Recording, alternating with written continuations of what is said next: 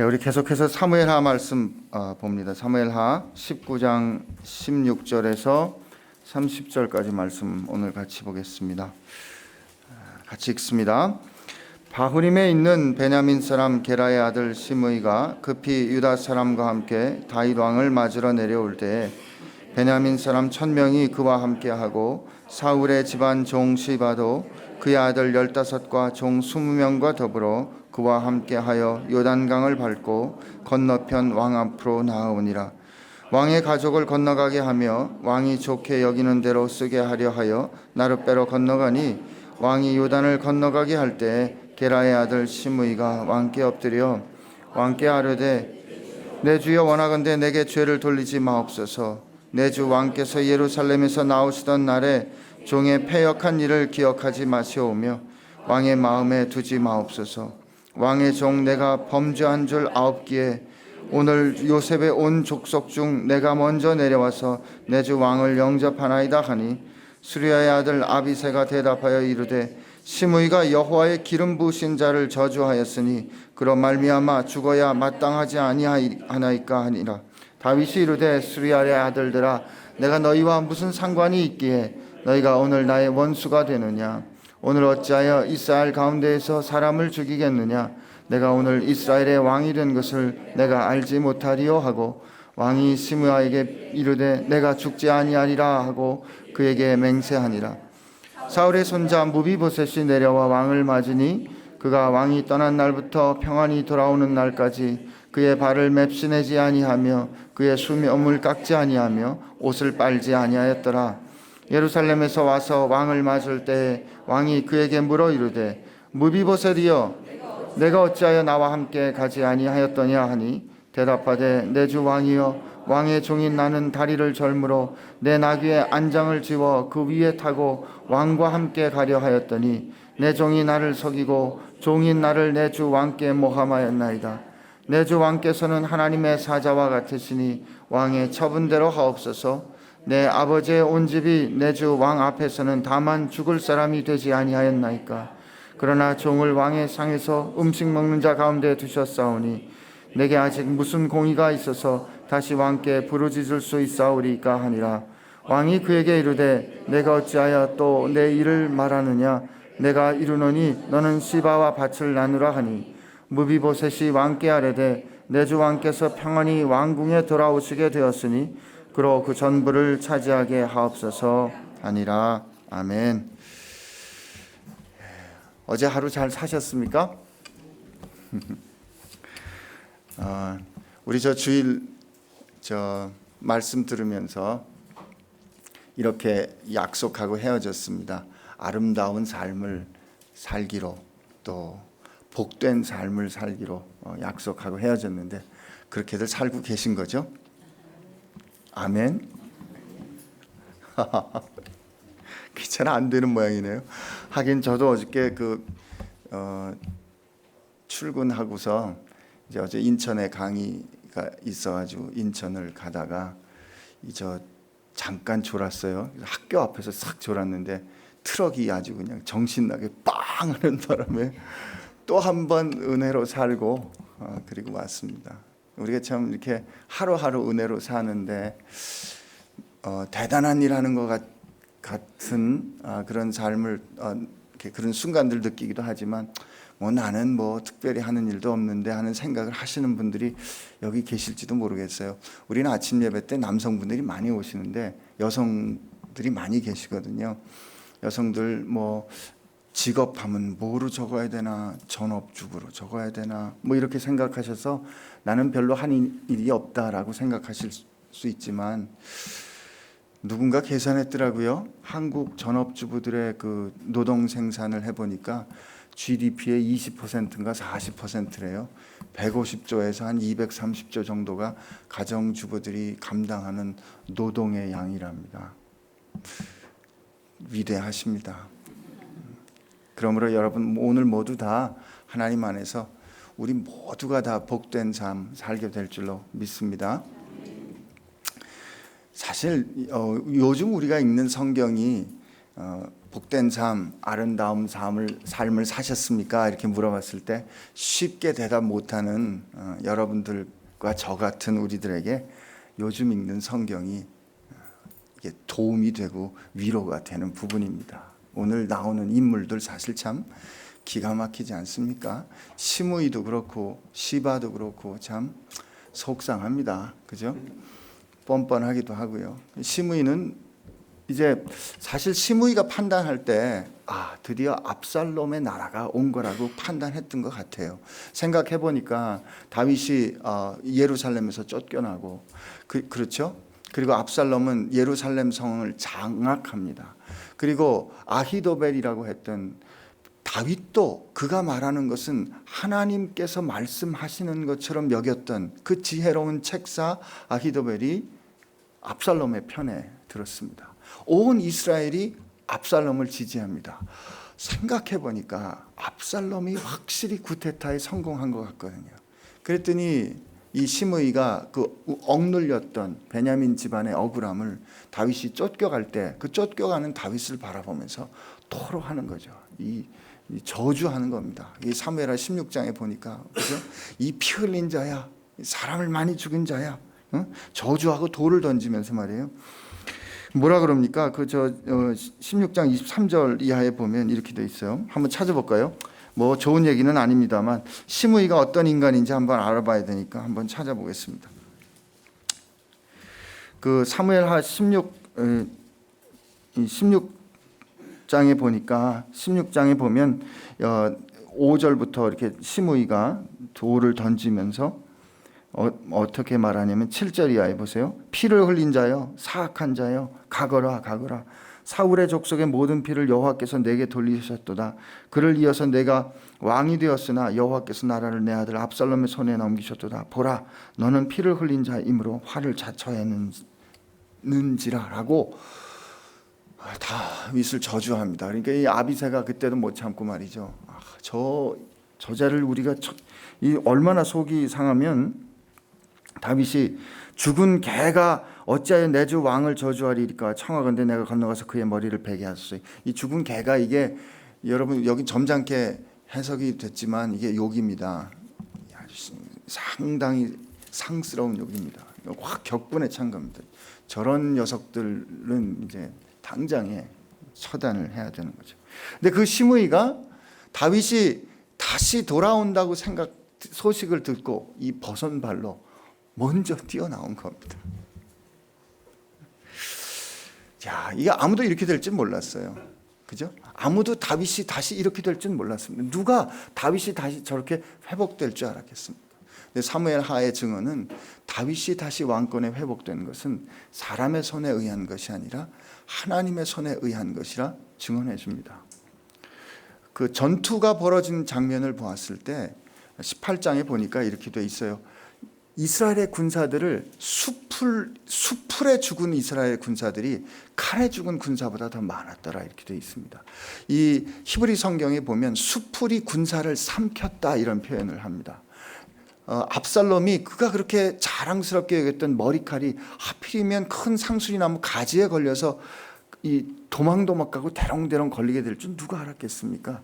이런 일을 증언하는 것을 보면 위기의 순간에 그 위기를 열어주시고 국면을 결정적으로 전환시켜 주신 분이 누구다? 하나님이신 거를 증언해 줍니다. 우리 인생도 마찬가지입니다. 결정적인 순간에 하나님께서 우리 인생을 뒤집습니다. 여러분 그 믿으시기를 바랍니다. 그러니까 염려하시지 말고 다윗처럼 하나님 뜻대로 하십시오 라고 하나님 앞에 내어드리기를 바랍니다. 어쨌든 이렇게 상황이 정리가 돼서 다윗이 다시 돌아오니까 시므이가 달려 나오면서 하는 말이 어쩌면 그렇게 뻔뻔하게도 말이죠. 내 주. 그때는 뭐 이렇게 나쁜 자야, 뭐 피를 흘린 자야 그러더니 지금은 뭐라고 그럽니까? 왕께 아뢰되 내 주여 원하건대 내게 죄를 돌리지 마옵소서. 내 주 왕께서 예루살렘에 나오시던 날에 종의 패역한 일을 기억지 마시고 왕의 마음에 두지 마옵소서. 왕의 종 내가 이렇게 어쩌면 이렇게 하루아침에 뒤집을 수가 있어요. 그렇죠? 그러니까 이거 또 못 참는 거죠. 아비새가 저런. 여러분도 그런 생각 안 드세요? 그죠? 좀 이렇게 어쩜 인간이 이렇게 치사할 수가 있어요, 그죠? 욕을 하려도 끝까지 해야지 치사할 수가 있냐는 생각이 듭니다. 근데 저는 이 시므이의 뻔뻔함을 보면서 어쩜 그렇게 저의 뻔뻔함이 보입니까? 우리 모두가 그리스도인입니다. 그렇죠? 아니, 이거 오늘 아침에 이상하네.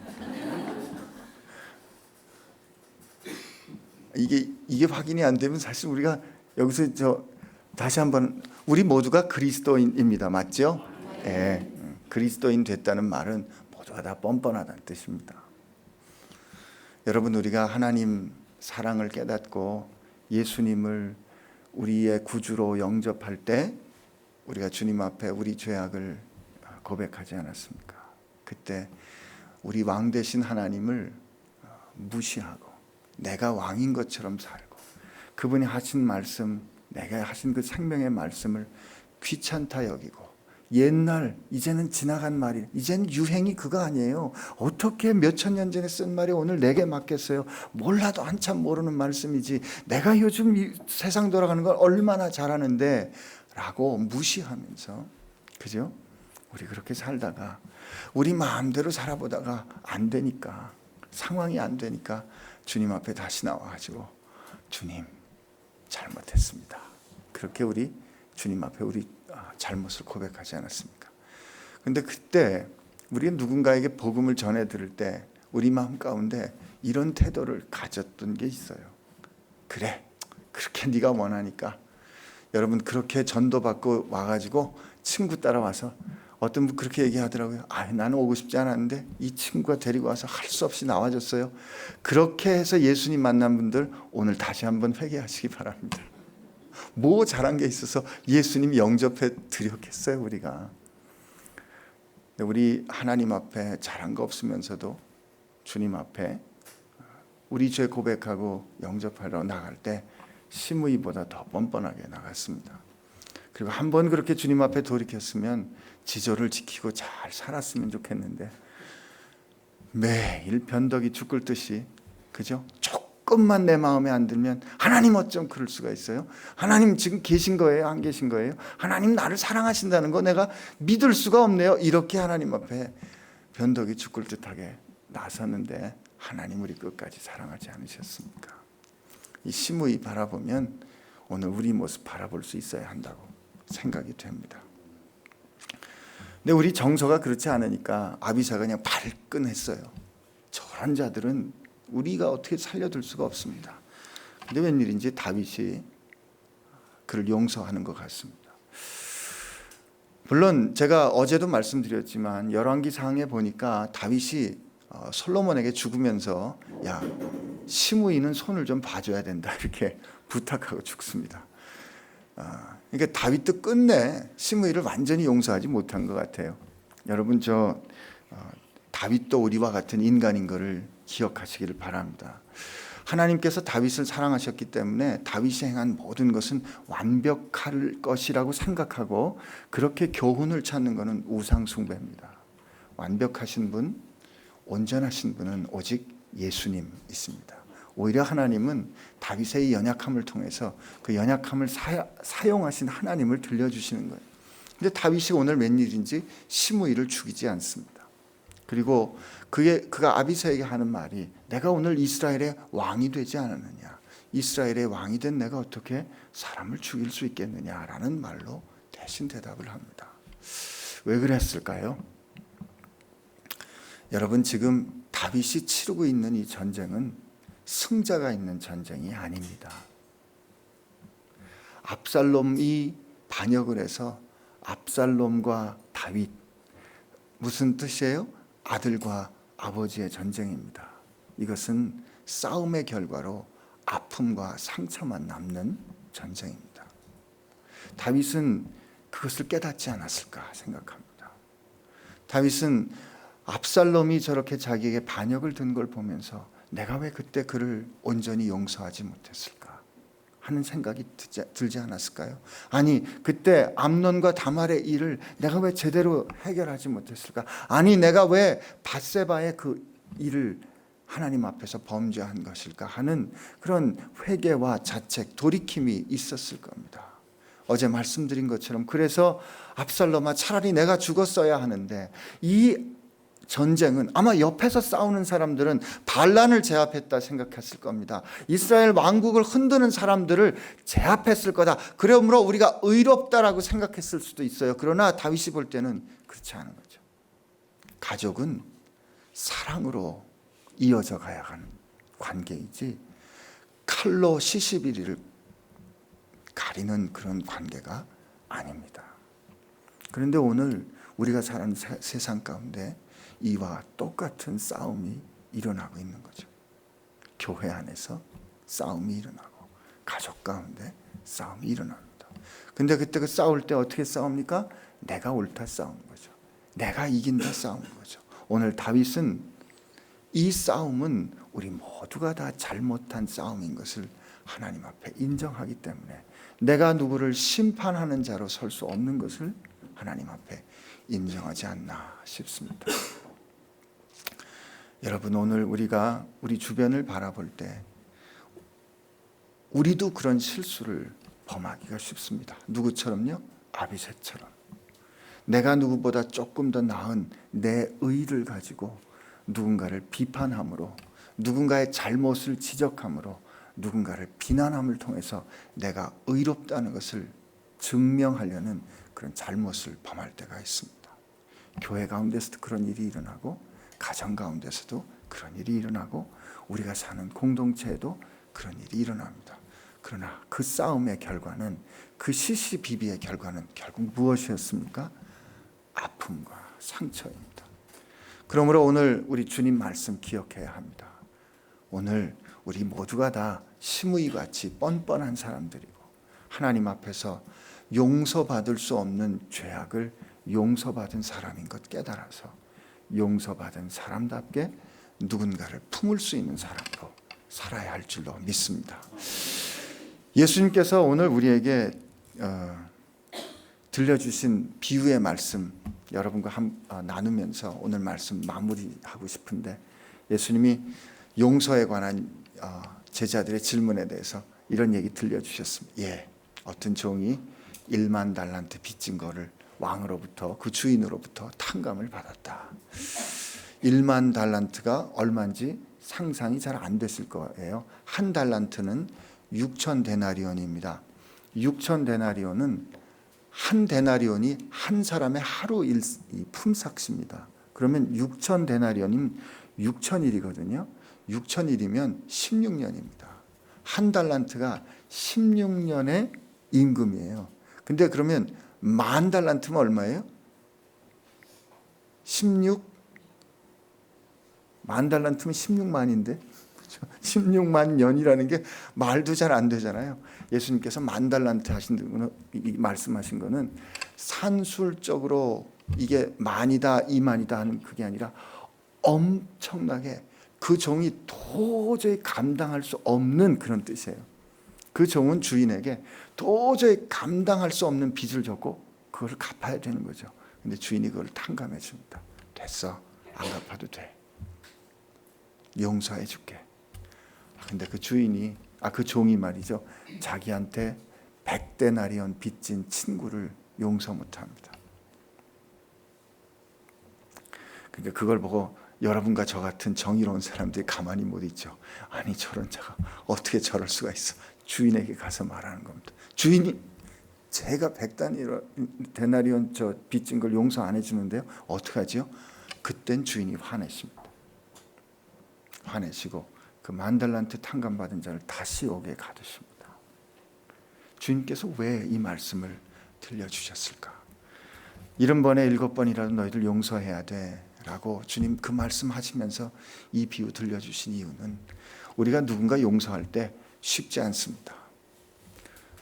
누군가와 시시비비를 가르지 않고 아니야 내가 잘못했어, 내가 참을게, 미안해 하는 게 그게 그렇게 쉽지 않습니다. 시므이 같은 사람 그 꼴 보기가 쉽지 않습니다. 쉽지 않은 그 일을 용서해내려고 싸우는 동안에 우리가 용서받을 수 없는 엄청난 문제를, 엄청난 허물을, 엄청난 죄악을 하나님께 용서받았구나 하는 것을 확인하라는 뜻입니다. 여러분, 누군가 용서하기 힘들 때 그 힘든 여러분을 기억하면서 하나님이 나를 용서하기는 얼마나 힘드셨을까? 얼마나 힘드셨기에 예수께서 십자가에 죽으셔야 했을까? 하나님, 그렇다면 오늘 나는 이 용서하는 이 일을 통해서 내가 하나님께 용서받은 것을 누릴랍니다, 아버지. 이 능력을 여러분들이 갖게 되기를 바랍니다. 이 능력이 우리 하나님께 용서받은 시므이와 같은, 그리고 우리 모두가 하나님 앞에 의인이 아니라는 것을 깨달은 다윗 같은 우리에게 임할 때 우리가 살아가는 이 세상에 하나님께서 가져다 주시는 회복과 치유의 역사가 있을 줄로 믿습니다. 오늘 하나님 앞에는 그렇게 뻔뻔하게 나가는 여러분 되시고, 세상을 향해서는 하나님께 용서받은 사람처럼 누군가를 품는 하루 되시기를 축복합니다. 같이 기도하겠습니다.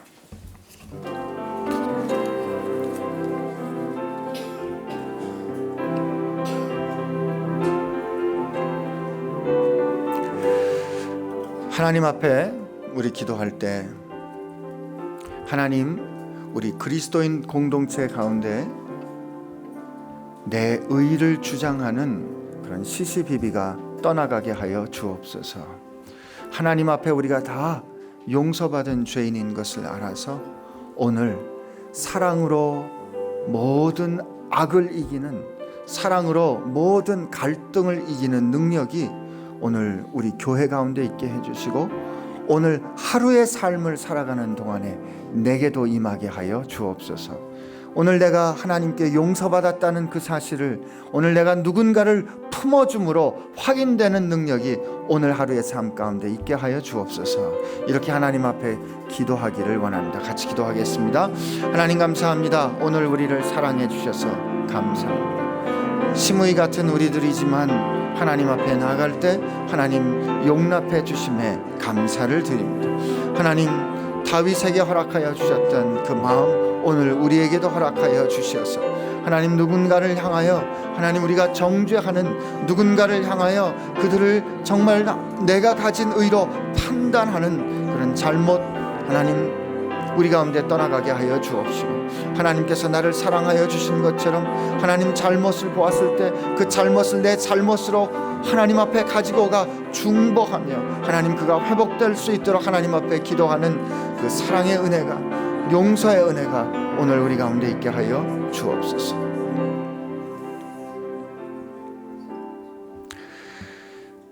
주님, 염치 없기로 보면 주님 앞에 우리가 시므이보다 나을 것이 없습니다. 그러나 주님, 이런 우리를 주님께서 용납해 주시고 품어 주신 것 기억하고 감사를 드립니다. 하나님, 우리가 그렇게 큰 사랑 받았으니까 그 큰 사랑 오늘 하루 살면서 세상에 나누는 사람들 되게 하여 주옵소서. 내가 잘나서 그 사랑 나눌 수 있는 것이 아니라 나를 사랑하여 주신 주님이 고상하고 위대하시기에 내가 오늘 고상하고 위대한 사랑, 힘 있는 사랑 할 수 있는 것임을 고백하게 해주시고 경험하게 하여 주옵소서. 이제는 우리를 품으신 예수 그리스도의 은혜와 오늘 우리를 지켜주시는 아버지의 사랑하심과 오늘 우리로 하나님 앞에 설 수 있는 용기와 세상을 향하여 사랑할 수 있는 능력을 부어주시는 성령님의 힘주심과 교통하심이 오늘 하루 살아가는 동안에 주님 앞에 서는 용기와 누군가를 용서하는 사랑의 능력을 경험하기를 소원하며 그 경험을 할 줄로 믿고 세상을 향하여 떠나는 형제들과 자매들 위해 함께 하시기를 축원하옵나이다. 아멘.